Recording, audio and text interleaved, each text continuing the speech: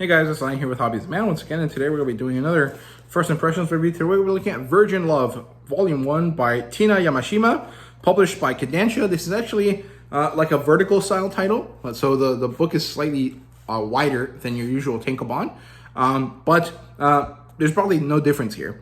This is a josei title, which is cool. I don't really have too many of these in my collection, and sadly this one won't stay in the collection, but I was interested in it, conceptually. So the genres here are drama, slice of life, romance, and you could call it reality TV, I guess. Like, I don't think that that's a genre of books or of comic books, but it has like that plot element. So your mileage may vary there with what you want to call it.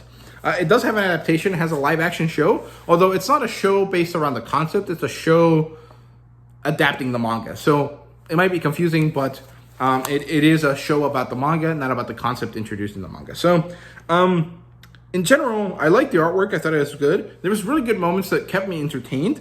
But ultimately, the story is not for me. I'm not interested in this girl's story, right? So, the story is this. Shoko is a successful businesswoman. She's nearing her 30th birthday. She's in her 26 or something. And she has no dating experience. And in fact, she's never had sex with anyone. And to her, this is a problem. She feels really bothered by this fact, especially because she feels like it changes her interactions with other women when they find out. Now, I'm not a woman, and I've never discussed this with women, so I don't know. But to me, it felt a little bit too weird. Like I don't feel like it should have been a big deal, but I'm not the target audience, so I might just not be getting the point of it, right? So yeah, and so she decides to go on this reality TV show where she lives in this house with 5 other people. It's 3 girls and 3 guys. And the point is that living here for a year, free rent and everything, as long as they're recorded, she should be able to find love through this experiment. And so she moves in, and she immediately kind of hits it off with one guy, and she already had kind of a semi-existing friendship with another guy, and so there, the reality TV aspect starts, and I was pretty interested. However, I felt really cringy. It felt really cringy reading some of the elements here, and also I feel like the story shoots itself in the foot by introducing the first male character before they get into the house, because like in my mind it was like, okay, this is the guy. She doesn't have to look anywhere else. Why is she wasting her time with these other people? Like, she already found the guy that works, right? Which is, his name's Tanaka, I think. He works at the library that she always goes to, and he has admired her from afar for a long time.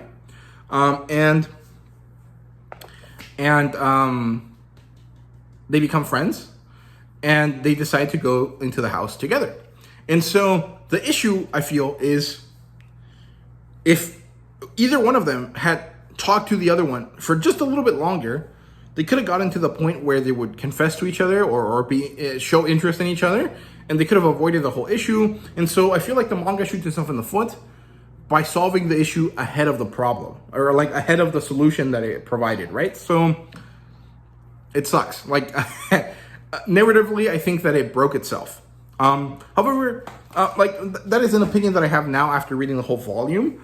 While I was reading the volume, although I felt some of those elements, I wasn't really all that bothered by it because the story kept going forward and we got introduced to more characters and stuff like that. But it's after thinking about it that I feel like narratively it didn't work, because it showed you the end goal before even bothering to give you the prescribed solution, right? That it posed to its self-inflicted problem, right? And so to me, it feels like there's no point in this story, which sucks. However, I do have to admit that I did kind of get embroiled in the drama during some of the moments in the story. Like, the writing is good, and I am interested in knowing more about these characters, but the reason why I don't watch reality TV shows or competition shows, on TV is because I get frustrated by the dumb shit that people do.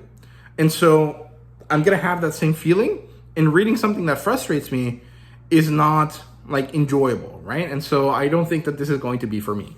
However, if you're someone that thrives on that you enjoy the frustration for some reason, or you like the ridiculous drama, I recommend it wholeheartedly. You know, if you're a male or a female or anything, I think that this is a good story. It's interesting.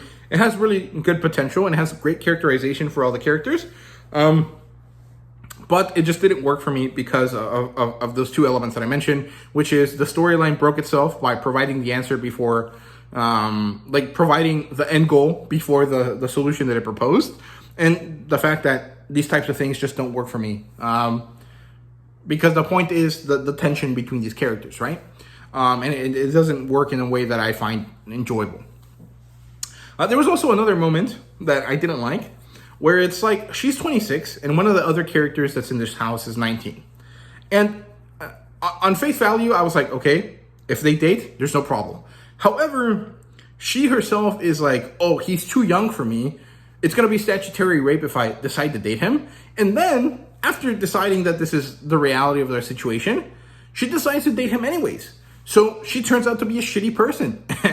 Like, if she had not had that situation at all, I would have been completely fine with the relationship, right? I don't have a problem with age gap relationships in media, but the fact that she acknowledges that it's wrong to herself, like in her own moral code, and then decides to continue through it, means that she is a shitty person. Like if you have a code and you realize that the situations that you're in don't follow your code, the thing that you're supposed to do is leave those situations and remove yourself from breaking your own code, right?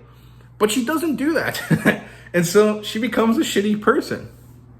So that bothered me for a bit. I actually had to stop reading the book while I was processing that. Eventually I came back to it, I finished it, and I thought it was fine. But I don't like situations like that. I read another book, this one was a Hamlet, where it's like a professor and a bunch of students, right? And all of these are grad students, so they're technically older than 21. But he also has this realization. He's like, these are my students. There is an implicit power difference. I should not do this. And then he does it anyways, right? He gets with them in this Hamlet story. So I don't think that like this is a good storytelling device, because it just makes your character shittier. Like, it makes you realize that they know that they're bad and that they don't care and that they're gonna do what they want. And this is not good characterization because it makes them shitty people, right? I harped on that long enough. Let me know what you thought down below. Thank you guys very much for watching, and see you guys later.